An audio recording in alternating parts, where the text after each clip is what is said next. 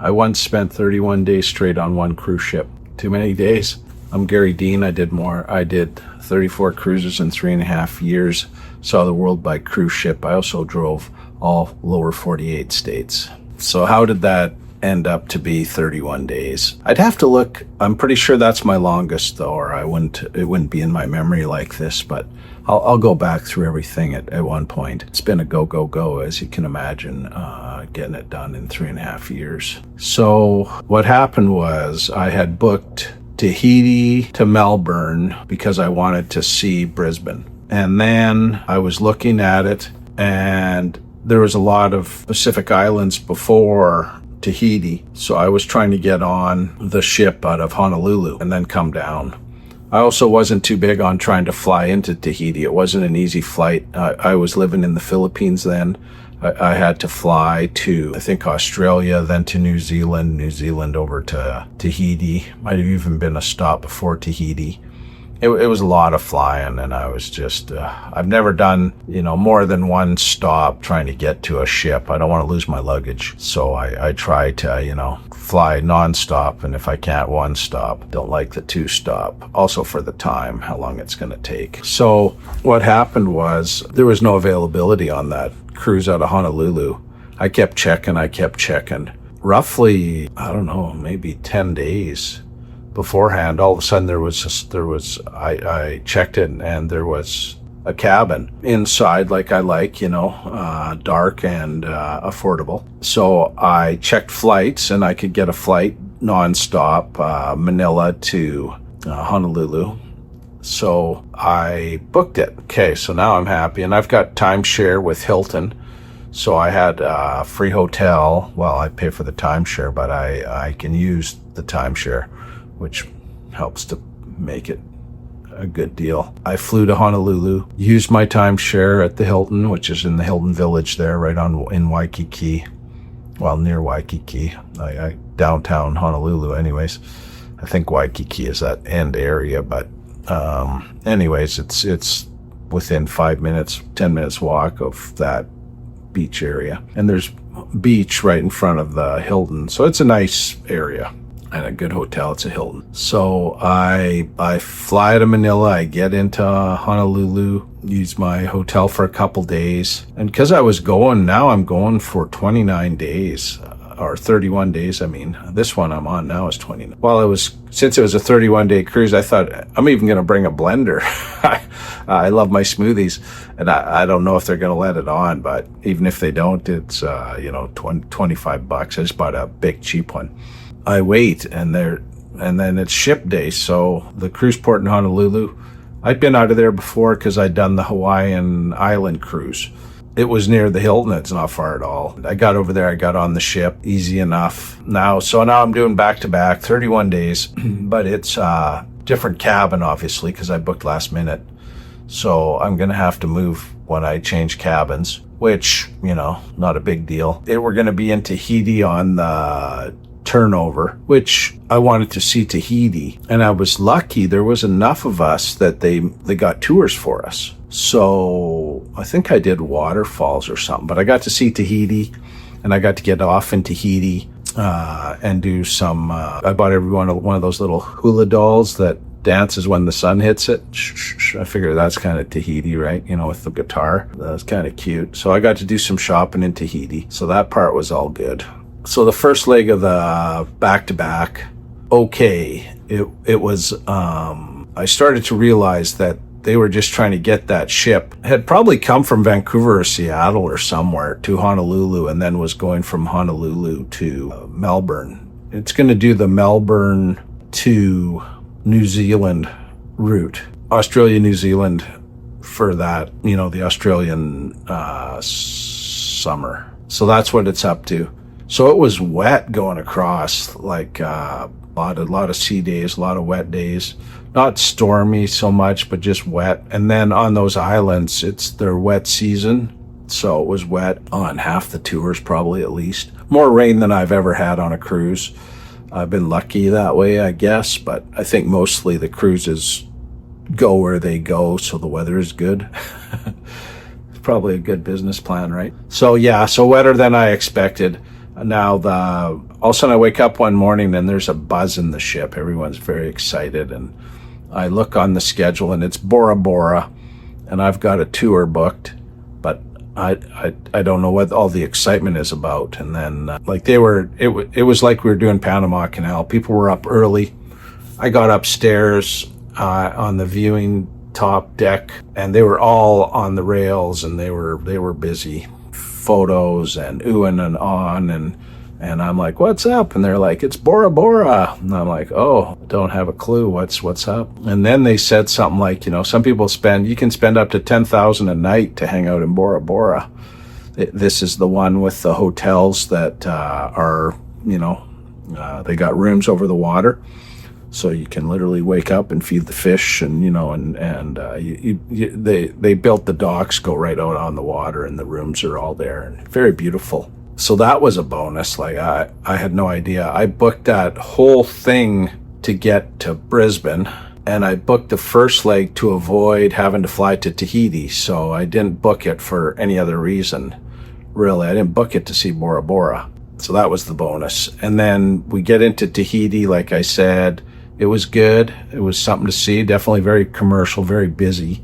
Not in one road type of island place. Lots of traffic. Not a place I would hang out unless I was in a resort or something. As far as the city goes, the town, the main area goes, very, very hectic and a lot of traffic, crowded. So we left there, and then our first stop again was Bora Bora.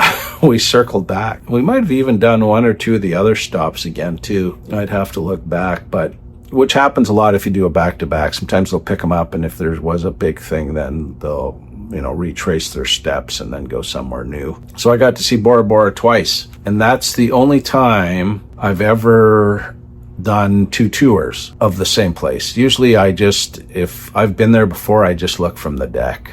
I'm like, I've already saw the main things, I could wander off and see something new, obviously, but I saw what there is and I'm good. So what had happened was I had been on the Epic the previous, some months before that. The Washi girl, I saw her, 2-3 times a day eating at the buffet. I always saw her. And she was always nice, and it was her birthday when I was on the Epic, so I gave her some euro. We were over in Europe. I gave her $1 for every year, and she wasn't that old, so it didn't cost me a lot, and just be nice. I had a girlfriend, she wasn't with me, but I wasn't up to anything, just being nice. And the girl she was a Filipina, so I live in the Philippines, so I kind of, like Filipinos. And when I get on the Sun, I didn't see her on embarkation day on the Sun, on the first day of the 31, but on day 2, I came back. I had got off the ship. We did the Hawaiian Islands, and like I said, I've already done them. I got off not to look around, just to do some shopping. I bought some clothes and some things. I'm going to be on the ship a long time, so I bought more socks, more things like that. Just went and bought some cheap stuff. And I get back on the ship, and there she is. She's like, hey.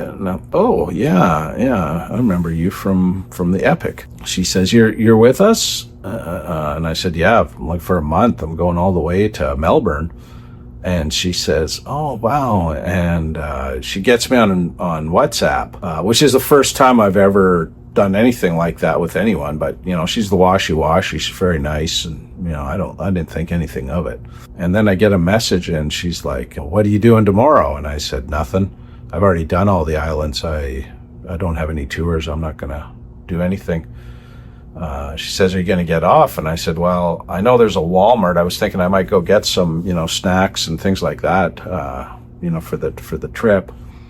And she wants if I wait until she gets the afternoon off or whatever it is, she could come. And I said, sure, I'm paying for the taxi anyways, you might as well come. So she comes. She ends up wanting to buy quite a few things on my credit card. And I got money, I don't really care. At first I found it kind of funny. She had invited herself along, and then she had, got stuff off of me. So it was a little weird. And then she had a tour. Somehow she was like employee of the whatever, and the boss, to reward her, had given her and her friend Bora tour tickets, which was the same tour I was on, and the friend didn't have that time off. So now it's just me and her on this Bora tour. So it was a little uncomfortable because I was trying to get away because of the money already spent at Walmart. Hard to avoid her. I only eat at the buffet, so I'm seeing her all the time, but I'm not messaging anymore on WhatsApp, not doing anything. But then she wants to do Brisbane. She's going to be doing New Zealand. She was, they work 8 months, long time. So she wanted to get some stuff done. I say, yeah, we can do Brisbane. And that ended up costing me like a lot. Like she bought like a grocery cart full of stuff. It was pretty crazy. So my first time to do 31 days, I got into the routine, right? I get off, I do the tour, get back on. It was a lot of stops because it was the Pacific Islands. So every day was another island and they were beautiful. Sometimes it was pretty wet though. The weather wasn't very cooperative. The island rain is hard rain. It's not misty. So it was, a lot of times you were just and they were open air. They don't get a lot of ships through there, cruise ships. So it was just open air local transport that they had organized and were using for us. So give them credit. They were nice that way about it all. They did the best they could. What can you do about weather? The islands were beautiful even in the rain though. Would have been twice as beautiful in the sun. But if you ever get a chance to see the Pacific Islands, Bora especially as well, but they're all pretty amazing. We get out of there. We're finally going to get down to Brisbane. I'm so excited. And we're late to get to Brisbane, I think because of the weather. And then it's far from Brisbane where we dock. I'm not sure if we were in the cruise port, maybe. But anyways, it's far from like downtown Brisbane. And it was we weren't there for long.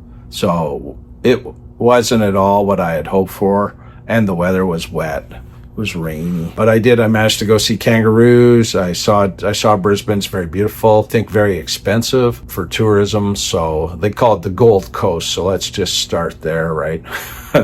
Anything with gold in the name is probably expensive. So, and then, ended in Melbourne. And Melbourne I did a tour before I went to the airport. Melbourne's, wow. Well, I'd seen parts of Melbourne before, but I had time to kill before my plane left Melbourne later that day. So I did another tour and I saw, the skyscraper tour and whatnot. And it's pretty amazing, pretty beautiful city. There was a lot of time changes. I came out of Philippines. I went to Honolulu. That's a few hours. And then I got hours back as we came down and through. So it was a lot of clocks moving around. That gets a little bit hard on the sleep and on the eating and on everything. So that was something that was new to me. For that many days, it was a lot of effort. And then in Tahiti, I had to change rooms. Like I said, I didn't have the same room, so that was my first time having to do that on a back-to-back.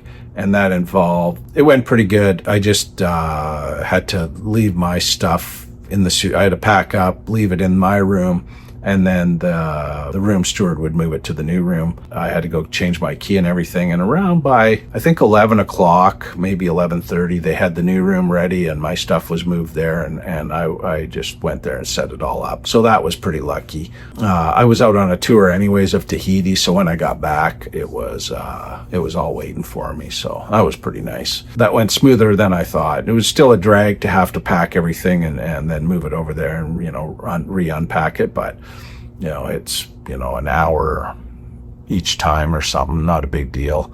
I don't have a lot of fancy clothes, so it was okay. The talking about the back-to-backs and the repositioning cruises, they were repositioning the ship to get it over to do the Australia season, and they're moving the ship on their schedule, not on what's a good weather schedule. That would not be the time of year you would want to go to those Pacific Islands due to the amount of rain they get, or Brisbane for that matter. So timing wasn't great. The price was, what it was probably okay. Don't remember. I didn't book it because of the price. I booked it because it was going to Brisbane.